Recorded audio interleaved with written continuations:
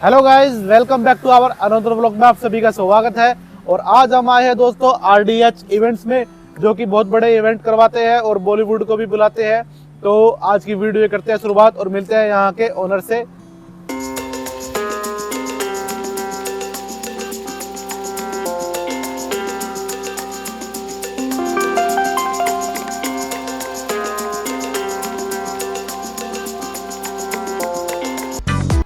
क्या कर रहे हो भैया? भैया हम वीडियो बना रहे हैं, व्लॉग बना रहे हैं। हमें यहाँ के ओनर से मिलना है आरडीएच इवेंट्स के। आप तो पूछ तो लेते, पहले आपने वीडियो चालू कर दिया बनाना। क्या बंद करो क्या भैया, बंद होगा? करो, एक मिनट। नहीं क्यों बंद करें? किससे मिलना है? इसके ओनर कौन है? किससे मिलना है आपको? धीरज शर्मा जी से बोल रहे हैं। अच्छा, बात हुई उनसे आपकी? अरे मेरे बहुत पुराने मित्र हो। अच्छा चलो मैं बताता उनको हूँ। बोलिए निखिल है सोनी ठीक, ब्लॉगर से। Okay okay.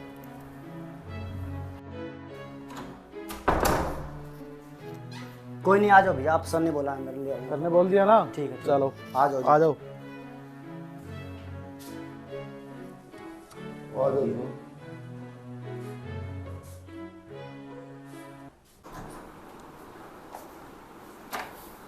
अरे अरे धीरज भाई जी कैसे हो? अरे क्या हाल है भाई, कैसे हो आप? कैसे हो सर? बहुत बढ़िया, आप बताओ कैसे हो? बहुत सालों बाद मिले। हाँ बैठे यार। और कैसा चल रहा है? गुड, तुम बताओ क्या हो रहा है आजकल? बस व्लॉग बना रहे हैं, हमारा चैनल सोनीपत ब्लॉगर के नाम से। ओके तो सोनीपत में जो कुछ भी है उसी को हम कवर कर रहे हैं। गुड, वेरी गुड, बहुत काफी दिन बढ़िया। पहले यहाँ से जा रहा हूँ, देखा मैंने आरडीएच, ये तो अपने भाई का ही है। अच्छा, तो मैंने सोचा कि आज भाई से मिलते हैं और एक व्लॉग बनाते हैं। बिल्कुल बिल्कुल बिल्कुल। और सुनाइए। सब बढ़िया भाई जी। तो कैसा चल रहा है आपका इवेंट मैनेजमेंट? बढ़िया चल रहा है। बढ़िया चल रहा है। डे वन से ही हम अपनी मेहनत और लगन से काम करते हैं, अच्छी टीम है। जी जी तुम तो जानते ही हो यार। बिल्कुल बिल्कुल, तो कोई शक ही नहीं है काम में। तो धीरज भाई, आप हमारे दोस्तों को बताइए किस तरह इवेंट मैनेजमेंट किया जाता है और किस तरह बॉलीवुड की सेलिब्रिटीज को बुलाया जाता है। एक पूरा प्रॉपर बताइए किस तरह से इवेंट मैनेजमेंट किया जाता है। हम क्या कर रहे हैं, हम पिछले 10-12 सालों से इस इंडस्ट्री में हैं और हम इवेंट क्या होता है, इवेंट होता है जैसे आपके घर में कोई शादी है, कोई फंक्शन है, कोई आपके पास बहुत सारे इवेंट्स आते रहते हैं, कुछ ना कुछ होता रहता है, कोई ना कोई फंक्शन चलता रहता है।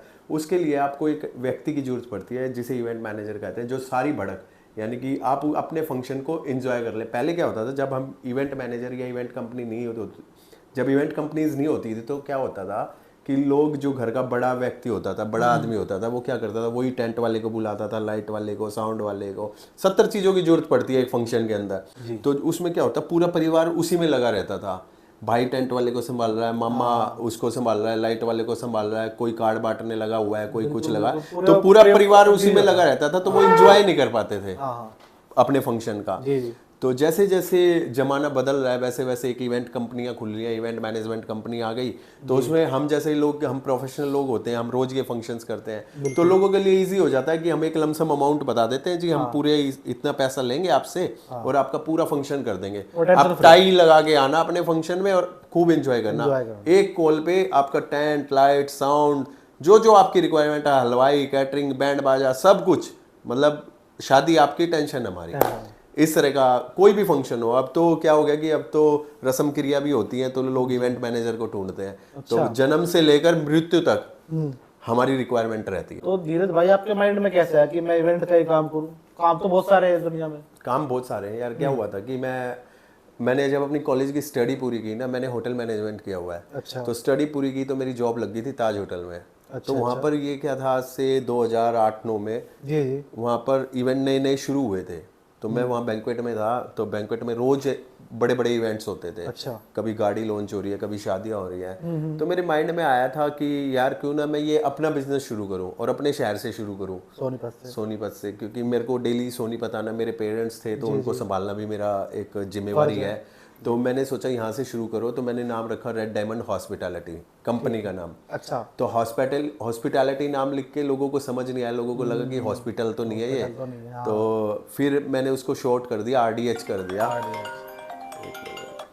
तो उसको शॉर्ट कर दिया, फिर मैंने आरडीएच कर दिया। आरडीएच करने के बाद मुझे धीरे धीरे मैं मार्केट में उतरा। मैंने लोगों को समझाना शुरू किया कि आपके घर में फंक्शन है। कुछ मेरे जानकार थे, जैसे थोड़े बहुत लोग जानते थे, तो उन्होंने मुझे काम देना शुरू किया कि छोटे छोटे फंक्शन देने शुरू किए गली मोहल्लों के फंक्शन देने शुरू किए। शुरुआत तो आपकी मैंने इस तरह हुई? हाँ, शुरुआत हमेशा छोटे से ही होती है यार। अगर पहले ही आप बड़ी छलांग मारोगे तो आप डूब जाओगे। बिल्कुल बिल्कुल। तो शुरुआत हमेशा छोटे से ही होती है। तो छोटी छोटी जब हमने सीढ़ियाँ जब चढ़नी शुरू की, तो एक वक्त आया कि हमने बड़े बड़े बॉलीवुड स्टार के साथ काम किया। बच्चन साहब के साथ मैंने पूरी, जब पीके मूवी शूट हो रही थी दिल्ली में, तो काफ़ी सारा काम मैंने एज ए लाइन प्रोड्यूसर वहाँ पे संभाला। उसका रीज़न भी एक है कि मैं बॉलीवुड में कहाँ तक पहुँचा। मेरे जो बड़े भाई हैं मिस्टर अनुज शर्मा, अच्छा जी। वो बॉलीवुड में एक जाना पहचाना नाम है और बहुत अच्छे एक्टर हैं। बिल्कुल अभी उनकी पद्मावत मूवी आई थी, उससे पहले गंगूबाई आई थी, जी जी। और अभी रिसेंट में वो हीरा मंडी कर रहे हैं संजय लीला बंसाली प्रोडक्शन की। अच्छा जी। और क्राइम पेट्रोल का वेल नोन फेस है, बहुत सारे सीरियल कर चुके हैं। तो उनके थ्रू क्या था कि मेरी जो, और दूसरा मेरे मामा की फैमिली है वो सब बॉलीवुड में, फिल्म इंडस्ट्री में है। हमारा मतलब जो बैकग्राउंड है वो सारा फिल्म इंडस्ट्री का बैकग्राउंड है। तो मेरे लिए बड़ा इजी था किसी भी बड़े स्टार से मिलना, उससे बात करना, उसको इनवाइट करना, उसको कन्वेंस करना। तो मेरे लिए ये चीज़ें बहुत इजी थी, क्योंकि मेरी फैमिली बॉम्बे में है। तो किसी भी आर्टिस्ट से मिलना, मैं लगभग ये लगाओ बॉलीवुड में आई थिंक 150-200 आर्टिस्ट के साथ, 200 सेलिब्रिटीज़ के साथ काम कर चुका हूँ, कि उनको एज ए गेस्ट अपीयरेंस के लिए बुलाया हो, या किसी इवेंट में बुलाया, किसी का फीता कटवाया हो, किसी शोरूम की ओपनिंग कराई हो, स्कूल कॉलेज के इवेंट किए हो। तो 150-200 सेलिब्रिटीज़, बड़ी वेल नोन सेलिब्रिटीज़ का काम कर चुका हूँ। अच्छा। और लगभग मैं 2000 से ज़्यादा शो कर चुका हूँ। अच्छा, 2000 से ज़्यादा? लगभग 2000 से ज़्यादा, जिसके अंदर शादियाँ हैं, कॉर्पोरेट इवेंट्स हैं, स्कूल कॉलेज के फंक्शंस हैं, इस तरह के इवेंट्स में कर चुका हूँ। तो धीरज भाई मेरे को ये बताओ, जैसे मेरे को काम शुरू करना है इवेंट का, तो उससे पहले क्या करना होगा? देखो, इवेंट का काम शुरू करने का, इवेंट इंडस्ट्री है ना, बस कॉन्टैक्ट्स जो होते हैं ना, उसके ऊपर डिपेंड करती है कि आपके कॉन्टैक्ट्स कितने, आपका पीआर कितना बड़ा है, आपको लोग कितना पसंद करते हैं। जी जी। सबसे पहली बात, कोई भी बंदा है, वो जिसने पैसा खर्च करना है वो पैसे नहीं देखता, वो ये देखता है जिस बंदे को तुम काम दे रहे हो वो बंदा कितना रिलायबल है, जिम्मेदार है या नहीं, जिम्मेदार है या नहीं है, क्योंकि ये जिम्मेवारी वाला काम है। बिल्कुल बिल्कुल। आपके ऊपर सामने वाली पार्टी की पूरी साख रखी होती है, बिल्कुल। यानी कि उसकी इज्जत आपके हाथों में होती है। हल्की सी सिंपल सी गड़बड़ बात हुई, है, कहीं पे कुछ गड़बड़ हो गया या आपने कुछ हल्का काम कर दिया, तो पार्टी को वो शर्मिंदगी महसूस करनी पड़ेगी। तो सबसे पहले तो ये है कि आपका पीआर बहुत अच्छा होना चाहिए, आपका लोगों से बर्ताव बहुत अच्छा होना चाहिए, आपका बिहेवियर बहुत अच्छा होना चाहिए, आपके क्लाइंट के प्रति भी और अपनी लेबर के प्रति भी, आर्टिस्ट के प्रति भी, जो आपका स्टाफ आपके साथ काम करता है उसके लिए भी, पूरी टीम के साथ, मतलब पूरी टीम, ये टीम वर्क है, कम्प्लीटली टीम वर्क है। और जब तक आपकी टीम के साथ आपका बर्ताव अच्छा होगा ना, तो आप पार कर दोगे सब कुछ नहीं है। इवेंट मैनेजमेंट, आप सोच के चलो, आपके घर में शादी होती है, अगर आज इवेंट मैनेजर नहीं होते तो आपके घर में शादी होती है, तो आप सारे फंक्शन कर रहे होते हैं अपने घर के, तो आप इवेंट मैनेजर ही हो गए ना। तो हर घर में हर कोई इवेंट मैनेजर होता है, बस फर्क होता है कि आपकी जो बात करने का तरीका है उसको किस तरह से आप सामने वाले के सामने रखते हैं, बस। धीरज भाई ये बताइए कि आप सोनीपत में इवेंट करवाते हैं या कहीं और भी करवाते हैं? नहीं यार, देखो, सोनीपत मेरा होम टाउन है, इसलिए मैंने यहाँ पे ऑफिस बनाया हुआ है। मेरा मेन ऑफिस है दिल्ली साकेत में, साउथ दिल्ली में।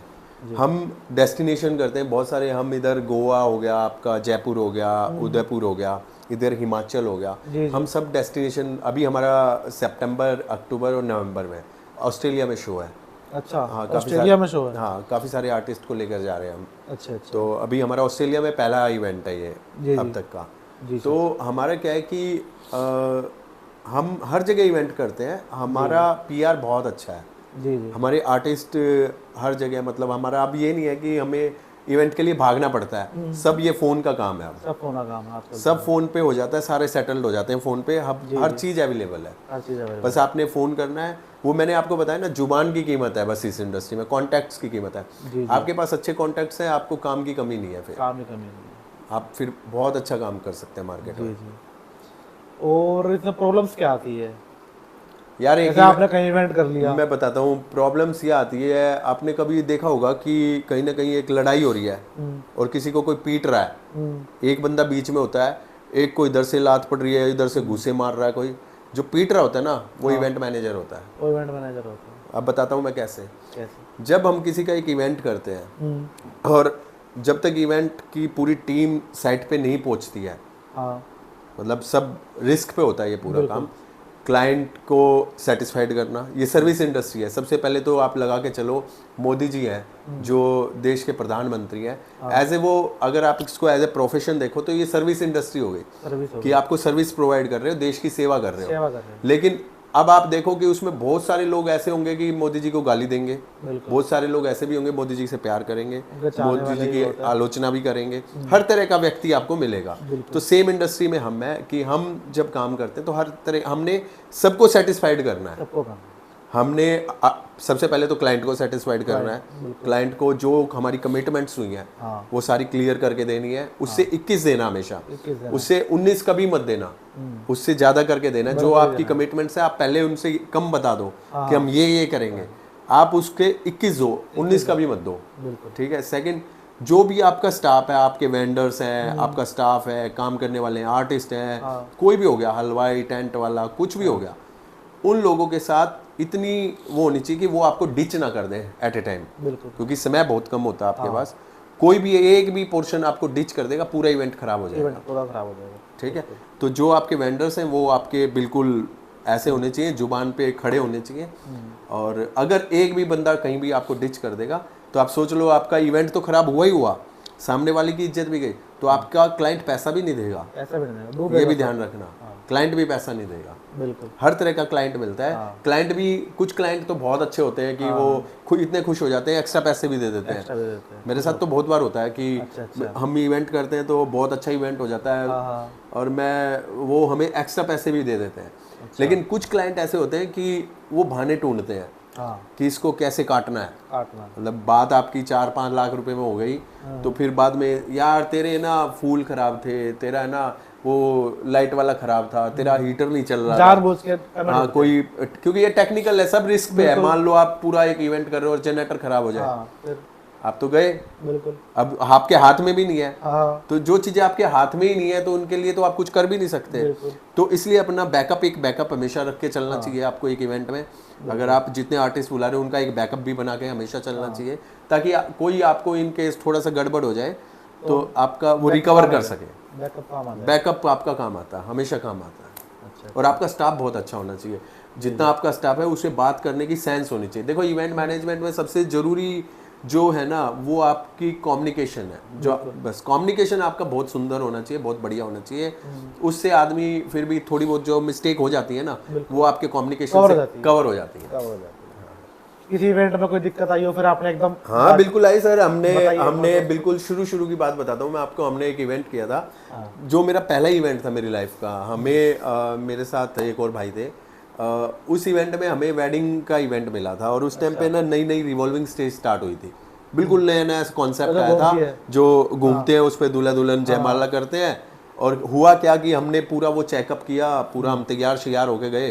भाई हमारा इवेंट ऑब्वियस ही बात है, अच्छा लगता है कि पहला काम मिला है। और पहले काम में क्या हुआ, जैसे ही दूल्हा दुल्हन ऊपर चढ़े जैसे ही दूल्हा दुल्हन ऊपर चढ़े वो मशीन खराब हो गई। हमें अब सोचो, वो एम्बैरसमेंट हमारे लिए भी था, क्लाइंट के लिए भी था, उसके लिए भी था, सबके लिए था जो भी। लेकिन हमने उस दिन एक सीख ली थी यार। हमें ना आगे से जैसे हम सोच रहे थे ना कि अपना काम अपने हाथ हो, जब तक अपने हाथ से चेक नहीं कर ली ना तब तक विश्वास मत करो लेबर का। बिल्कुल। तो बस हमने अपने हाथों से चेक नहीं की थी। लेबर ने कह दिया बिल्कुल ओके है, बढ़िया है, सब कुछ चल रहा है, डन है। हमने विश्वास किया और वो चली नहीं। हमें पैसे तो मिलने ही नहीं थे, ऑब्वियस ही बात है, तो मांगने भी नहीं बनते थे। तो मेरा वो बड़ा बैड एक्सपीरियंस था। तो उसके बाद मैंने पहले ही बार चोट खा के मैंने ये सीख लिया कि आगे से कोई भी इवेंट होगा ना तो हर चीज खुद से चेक करनी है। जितनी भी चीजें होती हैं वो खुद से चेक करनी है। साउंड चल रही है नहीं चल रही, लाइट चल रही है नहीं चल रही, कोई हुटिंग तो नहीं आ रही, लाइटें ओके है। सबसे ज्यादा सेफ्टी एंड सिक्योरिटी इस बिजनेस में आज के दिन सिक्योरिटी बहुत जरूरी है, क्योंकि बहुत सारे लोग होते हैं, कोई ऐसा लूज पॉइंट ना हो जिससे किसी को करंट लग जाए, मिस हैपनिंग हो जाए, कुछ ऐसा कुछ भी ना हो। तो सिक्योरिटी का हम अब मैंने अपनी टीम में 2 बंदे सिर्फ इसीलिए रखे हुए हैं जो सिर्फ सिक्योरिटी देखते हैं। कुछ भी सेटअप लगा होता है वो गिर तो नहीं गया, हवा में तो नहीं गिर रहा, हिल तो नहीं रहा। तो 2 बंदों का सिर्फ यही काम है कि वो ओनली सिक्योरिटी देखते हैं पूरे प्रोग्राम की, कि किस तरह से कोई भी दिक्कत ना हो।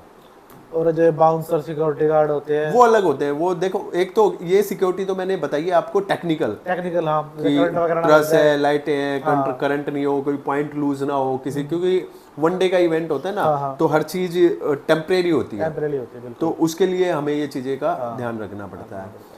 और बाकी सिक्योरिटी के लिए तो फिर हम वो स्टाफ रखते ही हैं। बाउंसर हो गया, अब एक इवेंट में आप कम से कम मान के चलो, छोटा सा भी इवेंट होगा तो हमारा कम से कम 100 से 150 लोगों का स्टाफ काम करता है एक इवेंट के अंदर। तो दोस्तों मैं बता दूं आपको, मैं एक बार भाई के इवेंट में गया था जहाँ पर सुनील ग्रोवर जी आए थे, जो गुत्थी का रोल निभाते हैं कपिल शर्मा शो में, और वहाँ पे इतनी हाई सिक्योरिटी थी कि वहाँ पे पहले तो मैंने गेट पास लिया, जिसको बोलते हैं पास, की पास होगा तभी एंट्री होगी। एंट्री पास, हाँ, एंट्री पास लिया मैंने, वो चेक कराया, उसके बाद मेरी एंट्री हुई। मेरा अंदर बहुत ही बढ़िया इवेंट किया हुआ था, बैठने की, खाने पीने की व्यवस्था, सब कुछ एकदम परफेक्ट था, और इतना बढ़िया शो था, सोनीपत में ही हुआ था, बहुत मजा आया वहाँ पे। वो इवेंट इतना बढ़िया था, वो इवेंट हमने ऑफिस में बैठ के किया था।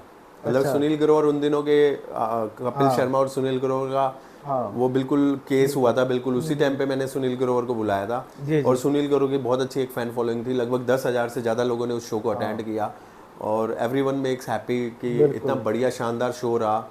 और वो वीडियो मैं आपको दूंगा, आप दिखाना पब्लिक को कि दोस्तों इनकी जो वीडियो है, इवेंट्स होते हैं, और ये किन किन सेलिब्रिटी से मिल चुके हैं, वो सभी अब आपको इस वीडियो में भी दिखाएंगे।